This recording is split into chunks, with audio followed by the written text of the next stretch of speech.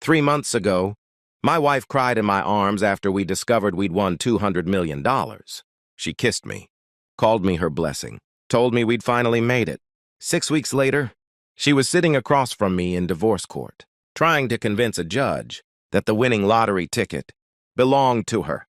The craziest part? She thought I was powerless the entire time. She humiliated me online, turned friends against me, called me controlling, manipulated the public narrative. But while everyone was busy laughing at me, they didn't know I had already prepared for this months earlier, because the original ticket, the signed one worth $200 million, was legally registered in my name before she ever changed. Atlanta looked beautiful from the 38th floor, especially at night. The highways glowed like rivers of gold beneath the rain, and every glass tower in Buckhead reflected money, ambition, and secrets. My wife Naomi loved standing beside the window with a glass of wine in her hand, staring at the city like it belonged to her already. Back then, I thought we were happy.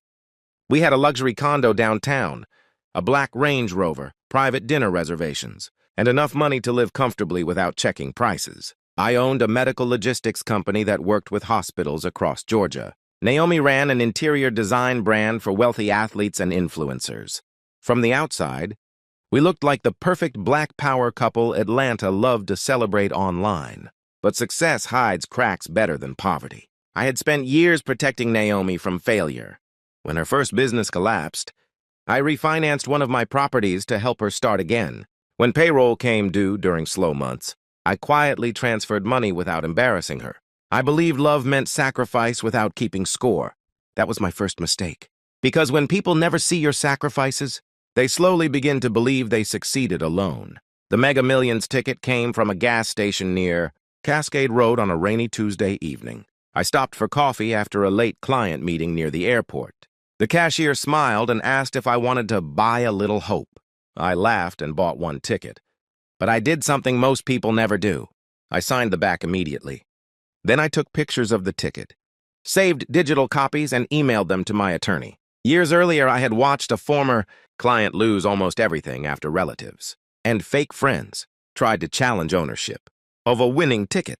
Ever since then, I understood something important. Documentation protects peace. People think wealth changes lives. It does. But wealth without preparation destroys lives faster than poverty ever could.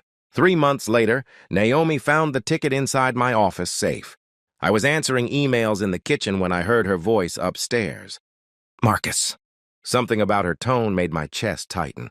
I walked into my office and found her holding the envelope with trembling hands. Her eyes looked wide and hungry at the same time. "These numbers?" she whispered. I took the ticket carefully and checked them against the television screen. Every number matched. For a few seconds, the entire world disappeared. No city sounds, no traffic, no breathing. Just silence and a tiny piece of paper worth $200 million. Naomi screamed first. She wrapped her arms around me so tightly I could barely breathe. "Oh my God," she cried. "We're rich." I told her we needed lawyers before telling anyone. I explained taxes, legal structures, trusts, anonymity laws, and why lottery winners should never expose themselves emotionally too quickly. Most people think winning money is the hard part. It isn't. Keeping it is. Studies show many lottery winners end up bankrupt because sudden wealth amplifies. Emotional weakness. People overspend. Family members appear asking for favors. Friends become investors. Strangers become advisors. Greed enters relationships quietly, then takes over completely. Naomi nodded while I spoke. But I could already see something changing behind her eyes. The next morning she asked me, "Legally, whose money is it?" I looked at her carefully. "That depends on documentation, ownership records, and marital property laws." Her expression shifted. "But you bought it while married," she said slowly. "Yes. So technically it belongs to both of us." I noticed she no longer said we. Now she said belongs. Within weeks, Naomi changed in ways small enough to deny but impossible to ignore. She spent hours scrolling luxury real estate online. She began hanging around wealthy women who treated marriage like business strategy. Women who called husbands assets instead of partners. One dinner changed everything. We were eating inside a private, rooftop restaurant in Midtown Atlanta with 3 of her closest friends. Expensive music played softly while the skyline glowed behind glass walls. One of her friends raised a champagne glass. To Naomi, she laughed. The woman who finally hit billionaire status. Naomi smiled without correcting her. Another friend looked directly at me. Marcus better stay humble now. Looks like Naomi became the provider. The table laughed again. I waited for Naomi to defend me. She never did. Instead, she leaned back calmly and said, Marcus is still adjusting to the fact that I'm the lucky one now. Something cold moved through my chest. Humiliation does not always happen through screaming. Sometimes it arrives smiling, dressed in silk. While strangers laugh at your pain over candlelight. That night, while driving home through downtown Atlanta, Naomi stared out the passenger window and quietly said something. I will never forget. You know, people are already saying I deserve more control over the money. I tightened my grip on the steering wheel. What people? My friends. My family, even online. They think you're acting secretive. I'm protecting us. No, she replied softly. You're protecting yourself. That sentence changed our marriage. Suddenly, every conversation became about ownership. Naomi wanted access to my safe, my lawyer, my financial records, and the original ticket itself. When I refused, explaining that legal protection mattered for both of us, she accused me of trying to manipulate her. She began posting cryptic luxury photos online with captions about feminine power, elevation, and never letting a man control your future. Thousands of strangers praised her without understanding anything happening behind closed doors. And greed is dangerous because it rarely feels evil when it begins. It feels justified. Soon Naomi stopped coming home regularly. She took calls privately. She changed passwords. She spoke to me like I was competition instead of family. One night she walked into my office while I reviewed documents with my attorney over video call. She looked directly at the safe. Give me the ticket. No. Her face hardened instantly. You really think you can cut me out after everything I've done for you? I almost laughed from disbelief. I had built the foundation under our entire life. Yet suddenly I was being treated like an obstacle standing between her and money. But anger is expensive during conflict. Emotional self-control matters more than pride. So I stayed calm, and that frustrated her even more. 3 weeks later, I heard the front doorbell ring early in the morning. A man in a gray suit stood outside holding an envelope. Marcus Ellington? He asked. Yes. You've been served. Divorce papers. Naomi was requesting emergency financial protection orders, temporary control discussions regarding lottery assets, and public claims that I had emotionally manipulated her during the marriage. I sat alone in silence after reading every page. Then my phone vibrated. A message from Naomi appeared on the screen. You should have handed me the ticket willingly. At that moment, she still believed the money had already made her powerful. What she didn't know was that I had already prepared for this months earlier. The internet destroyed me before the court ever had a chance. Within 48 hours after Naomi filed for divorce, social media had already decided who I was. Clips from her interviews spread across Atlanta gossip pages. Luxury blogs reposted pictures of her crying outside a lawyer's office. Influencers turned our marriage into relationship. Commentary.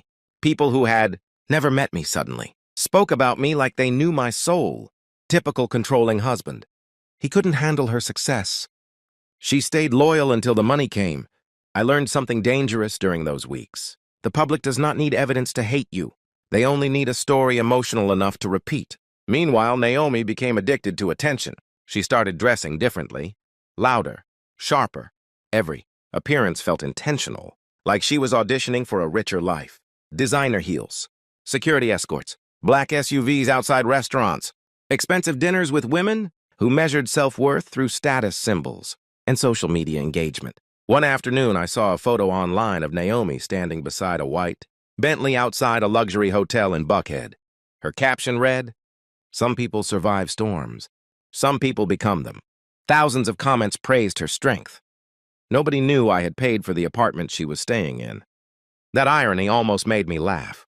But pain changes shape after enough humiliation.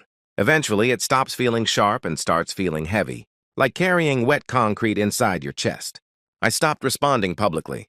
That decision saved me. My attorney, Daniel Price, warned me from the beginning. Marcus, emotional people expose themselves. Calm people preserve themselves. He explained something most people never understand about divorce litigation. Courts pay attention to behavior patterns, angry texts, reckless spending, online harassment, emotional instability. Every reaction can become evidence. So while Naomi performed grief online, I stayed silent and organized documents. I gathered everything carefully. Bank records, the original gas station receipt, my time-stamped email to Daniel months before the winning numbers were announced, copies of the ticket stored in encrypted folders, lottery registration documents, surveillance requests from the gas station, financial transfer histories, insurance paperwork. Every piece mattered, because memory is emotional, documentation is factual, and courts trust facts more than feelings. At first, Naomi believed silence meant weakness. She started speaking to me through lawyers, even when simple conversations could have happened privately. Her legal team demanded temporary access to financial accounts, connected to the future lottery payout. They requested disclosure on every investment I owned. One filing even suggested I had intentionally created financial imbalance inside our marriage to maintain psychological control. That one hurt, because the truth was the opposite. I had spent years protecting Naomi from consequences. Every business mistake she made, I softened. Every debt I quietly absorbed. I thought shielding someone from hardship was love, but protection without boundaries creates entitlement.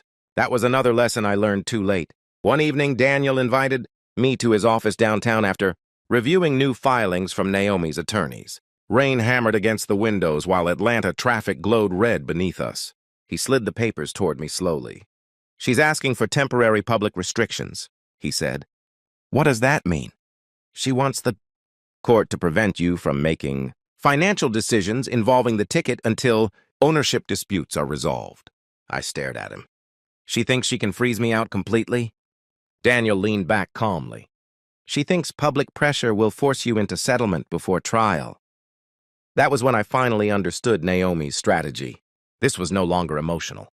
It was psychological warfare. She wanted me exhausted, embarrassed, isolated, and pressured enough to surrender control voluntarily. Wealth changes people, but greed transforms relationships into negotiations. Every apology becomes strategy. Every conversation becomes leverage. The frightening part? Naomi probably believed she was justified. That's what makes manipulation dangerous. Manipulative people rarely see themselves as villains. They see themselves as victims reclaiming power. A week later, we attended our first private mediation meeting. The conference room overlooked Midtown Atlanta. Glass walls, gray carpets, artificial calm. Naomi walked in wearing cream designer clothing and diamond earrings. I had bought her during our 10th anniversary trip to Dubai. She barely looked at me. Her attorney spoke first. "Mrs. Ellington is prepared to negotiate a respectful division of marital assets." I almost smiled at the wording. Respectful. Nothing about the last month had been respectful. Then the lawyer continued. "Provided Mr. Ellington agrees to transfer immediate joint authority over all lottery-related financial structures." There it was. The real target. Not healing, not fairness, control. I folded my hands carefully. "And if I don't?" Naomi answered before the attorney could speak. "Then this gets uglier." Her voice sounded cold, but I noticed something else underneath it. Fear. That surprised me. Until I realized greed and fear often grow together. The more people worship money, the more terrified they become of losing access to it. I looked directly at her for the first time in weeks. "Naomi," I said quietly, "you already had a beautiful life before this." She laughed bitterly. "No, Marcus. We had your version of a beautiful life." That sentence stayed with me afterward, because sometimes relationships fail long before betrayal becomes visible. Sometimes resentment builds silently beneath comfort. One partner sacrifices quietly while the other slowly feels emotionally. Dependent, smaller, controlled, or unseen. Money had not created every crack in our marriage. It had exposed them under brighter light. Still, nothing justified what came next. Naomi began publicly implying that I was emotionally abusive. Never directly. Indirectly. Strategically. Podcast interviews. Social captions. Carefully worded statements about surviving narcissistic financial control.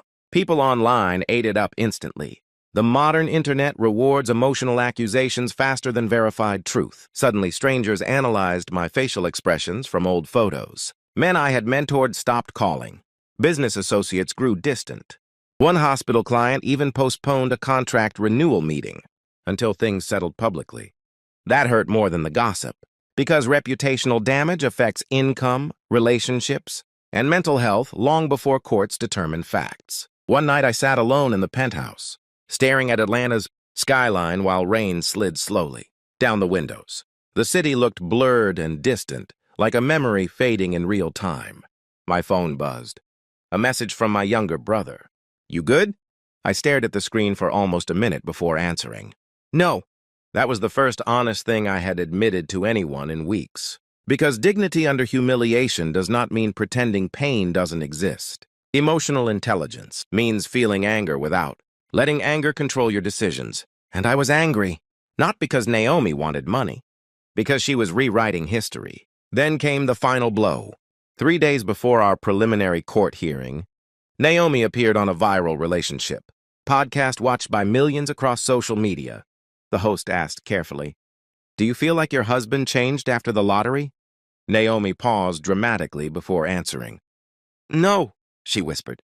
"I think the money revealed who he always was." The clip exploded overnight.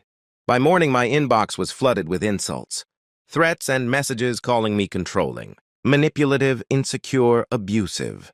I turned the phone face down on my kitchen counter and closed my eyes. Then Daniel called. "Marcus," he said calmly, "I need you downtown immediately." "What happened?" There was a long silence before he answered. "They made a mistake." I reached Daniel's office 20 minutes later with my heartbeat pounding, so hard it felt physical. Rain covered downtown Atlanta in silver reflections, and every traffic light looked blurred through the windshield. The city felt colder than usual. Not temperature cold, emotional cold, like the entire world had already decided I deserved whatever was happening to me.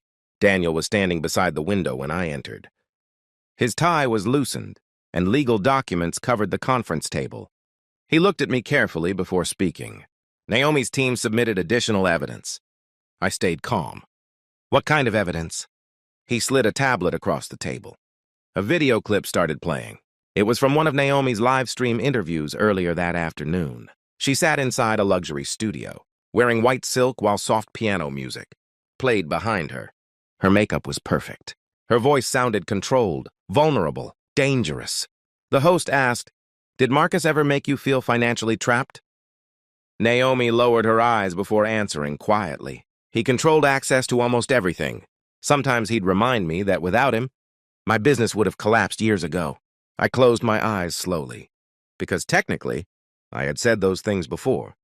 Not cruelly, not manipulatively, but during arguments over money, stress, and responsibility. Moments I thought were private. Moments she had apparently remembered perfectly. Daniel paused the video. "This is why emotional discipline matters during marriage," he said calmly. "People remember painful sentences forever, especially once money and resentment get involved." I sat down heavily. "You said they made a mistake." "They did." He opened another folder carefully.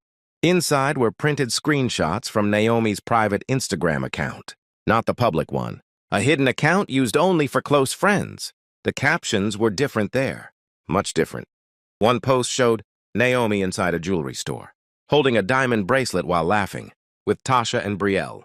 Caption, "Once the court forces him to split everything, I'm disappearing for 6 months." Another read, "Men always panic when women learn leverage." Another, "He still thinks staying calm means he's winning." I stared at the pages silently, not because I felt shocked anymore, because betrayal eventually becomes exhausting instead of surprising. Daniel leaned forward. "These screenshots were sent anonymously this morning." "By who?" "No idea, but they matter." He explained that courts pay close attention to intent and conduct during divorce proceedings. Public manipulation, attempts to influence settlement through humiliation, or evidence suggesting strategic dishonesty could damage credibility, not always legally, but psychologically. Judges observe behavior carefully. Naomi had spent months shaping a public narrative where she looked emotionally wounded while portraying me as controlling and paranoid. But those private posts revealed something else entirely. Strategy, mockery, calculation. For the first time in weeks, I felt anger rise into my throat hard enough to taste it. Daniel noticed immediately. "Don't react emotionally now," he warned. This is where people destroy their own cases. One angry confrontation, one reckless message, one public outburst. That's all it takes. I nodded slowly. Because he was right. Emotional self-control is expensive, but losing control costs far more. The preliminary hearing took place 3 days later inside Fulton County Superior Court. I barely slept the night before. Not because I feared losing the money, because I hated what our marriage had become. People think betrayal happens instantly. It doesn't. Real betrayal happens slowly, through dozens of small choices, repeated until trust finally collapses under the weight of accumulated disrespect. Outside the courthouse, reporters crowded the sidewalks waiting for us. Cameras flashed the moment. Naomi stepped out of the black SUV. She wore a cream-colored designer coat with oversized sunglasses, even though the sky was gray. She looked expensive. She also looked terrified. Most people miss that part. But I knew Naomi well enough to notice the tension in her jaw whenever cameras moved. Too close. Inside the courtroom, everything felt unnaturally quiet. Lawyers whispered softly. Papers shuffled. Security guards stood near the walls, watching everyone with bored expressions. Naomi sat across from me beside her attorneys. For a moment, our eyes met, and suddenly I remembered our wedding day. Her smile walking down the aisle, her hands shaking during our vows, the way she cried when we bought our first home together. That memory hurt more than the divorce itself, because people don't mourn relationships only after death. Sometimes they mourn while the person is still sitting across from them. Court began sharply at 9 o'clock. Naomi's lead attorney stood first. Her voice sounded polished and controlled. Your Honor, Mrs. Ellington, believes the respondent intentionally structured lottery-related protections in ways designed to isolate and intimidate her. Intimidate. That word echoed through the room. The attorney continued describing me as financially dominant, emotionally distant, and strategically secretive. She argued that Naomi had been psychologically excluded from life-changing decisions affecting their marriage. Some of it sounded believable. That was the frightening part. Truth mixed with distortion becomes incredibly persuasive. Then Daniel stood. He spoke slower than the opposing counsel. Calmer, too. Responsible financial documentation is not abuse, he said clearly. It is protection, especially involving sudden wealth, where legal ownership disputes become extremely common. He explained how lottery winners are often advised to immediately sign tickets, photograph them, preserve receipts, consult attorneys, establish trusts, and limit public exposure. He explained that many winners lose fortunes because they act emotionally instead of strategically. The judge listened carefully. Then Naomi's attorney attacked directly. Mr. Ellington, she asked, did you ever tell your wife that her business survived because of your financial support? Yes. Did you control most major financial decisions? I handled most of them. Did you ever deny her access to the original ticket? Yes. The attorney turned dramatically toward the judge. There it is. But Daniel objected immediately. The judge allowed clarification. Daniel faced me calmly. Why did you deny access? Because ownership disputes involving lottery claims happen constantly. The original ticket is legally critical evidence. Did you hide the ticket's existence? No. Did you document ownership before conflict began? Yes. Did you inform your wife immediately after discovering the winning numbers? Yes. The courtroom became quiet again. Because facts change emotional momentum. Then Naomi unexpectedly requested permission to speak directly. Her attorney hesitated before agreeing. Naomi stood slowly.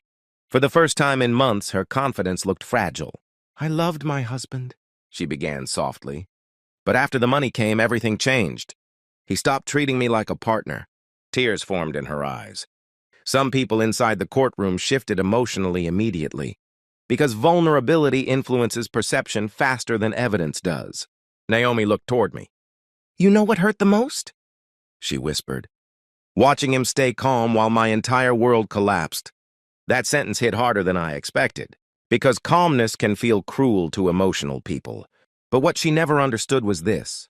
I stayed calm because panic destroys judgment, especially during legal conflict, especially around money, especially when everyone wants you emotionally unstable. Naomi continued speaking. He acts patient now because he thinks documentation makes him morally right. But paperwork doesn't erase emotional damage. The courtroom remained silent afterward. Even the judge looked thoughtful. And honestly, part of me agreed with her. I had protected assets carefully, but maybe I hadn't protected the marriage emotionally enough. That realization stayed inside my chest while attorneys continued, arguing over ownership structures, marital claims, financial disclosures, and temporary restrictions. Hours passed.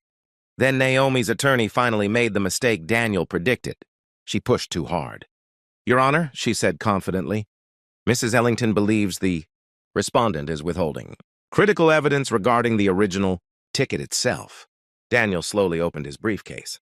I watched Naomi's expression change instantly, because she finally understood. We had never been hiding. We had been waiting. Daniel removed a sealed evidence envelope and placed it carefully on the table. Inside it was the original ticket, signed, time-stamped, protected months before the marriage collapsed. And when the judge leaned forward to examine it, Naomi stopped breathing for almost 2 full seconds. The courtroom became so quiet that even the sound of paper moving felt loud. Naomi stared at the evidence envelope like it had personally betrayed her. Her attorneys immediately leaned toward each other, whispering urgently, but I noticed something important for the first time since the divorce began. Fear. Real fear, not the polished emotional performance she used online, not the carefully controlled sadness from interviews and podcasts. This was different. Her breathing became uneven. Her fingers tightened around the edge of the table hard enough to turn pale, because deep down, Naomi had believed pressure would break me before evidence ever mattered. Daniel slid the envelope toward the judge carefully. Inside was everything. The original signed Mega Millions ticket, the time-stamped purchase receipt from Cascade Road, the registration confirmation, filed under my legal name weeks before public announcement procedures even began, digital backups, attorney correspondence, identity verification documents, surveillance images from the gas station showing me purchasing the ticket alone.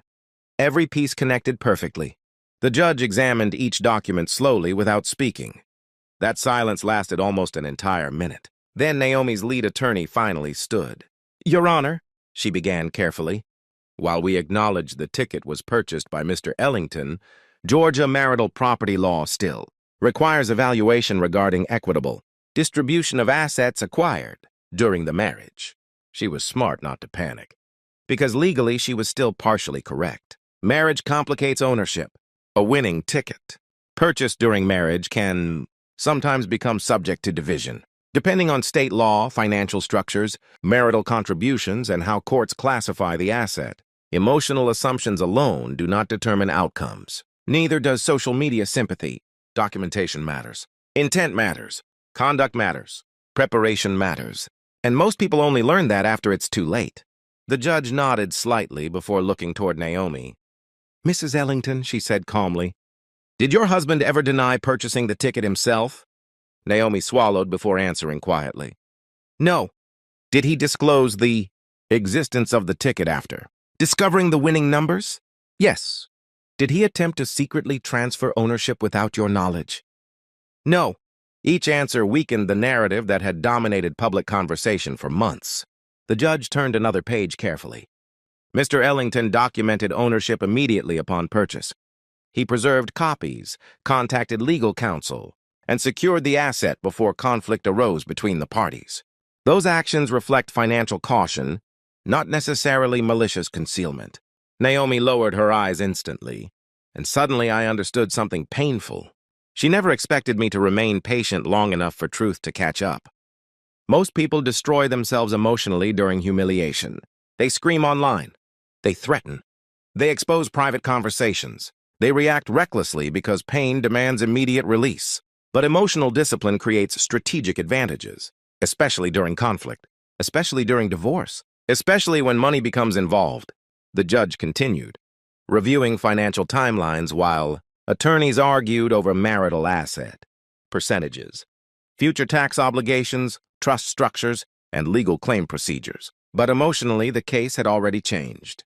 Naomi's attorney could no longer portray me as a paranoid husband, secretly stealing wealth from his wife. The evidence destroyed that image completely. And once credibility cracks inside a courtroom, everything becomes harder to defend afterward. The judge paused before speaking again. This court is not interested in punishing success. Emotional disappointment or marital resentment, she said firmly. It is interested in facts. Nobody moved. Nobody interrupted. Public narratives, she continued, do not replace evidence.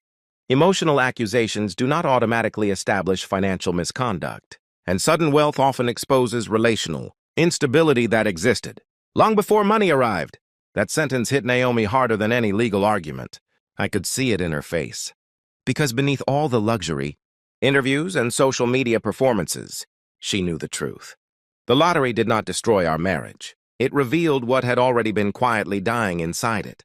The judge ordered temporary protections over the lottery proceeds until final division negotiations concluded. But she denied Naomi's request for exclusive financial control immediately.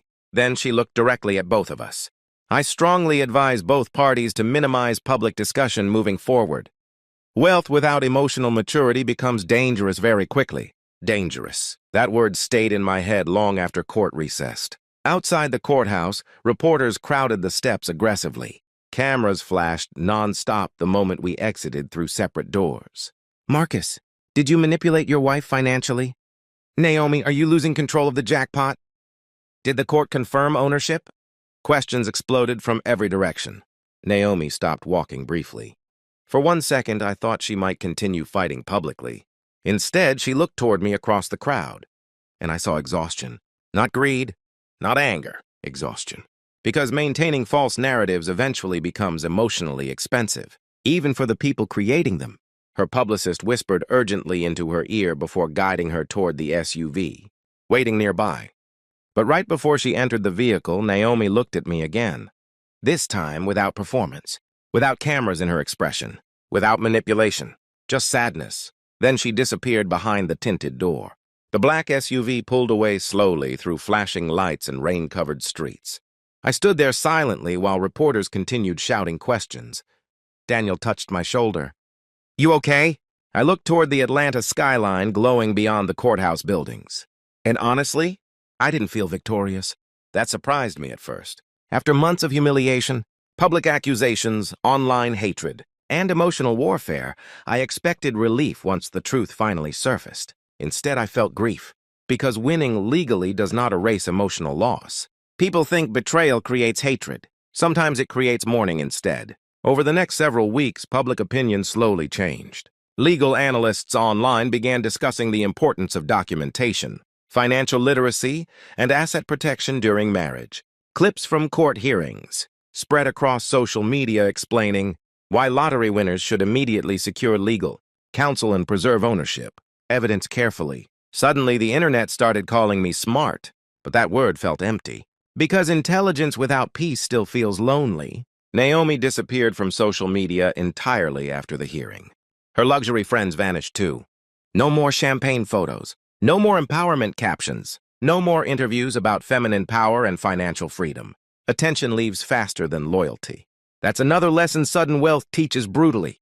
Months later, during final settlement negotiations, Naomi requested a private meeting before signing the last documents. We met inside a quiet restaurant overlooking downtown Atlanta. No cameras, no attorneys, no audience. She looked smaller somehow. Still beautiful, still elegant, but emotionally quieter than before. For several minutes, neither of us spoke. Finally, she whispered, I really thought you were trying to control me. I nodded slowly. And I probably made you feel that way sometimes. Her eyes filled with tears immediately. That honesty broke something inside both of us, because maturity means recognizing that relationships rarely collapse. From one villain and one victim, most failures grow from ego, silence, insecurity, resentment, poor communication, pride, and emotional wounds left untreated too long. Naomi looked down at her hands. I lost myself after the money, she admitted softly. No, I replied gently. The money just removed the pressure hiding who we already were. Silence covered the table afterward. Heavy silence. Adult silence. The kind that arrives when two people finally stop performing and face reality honestly. When we stood to leave, Naomi touched my arm lightly. I'm sorry, she whispered. And for the first time since everything began, I believed her.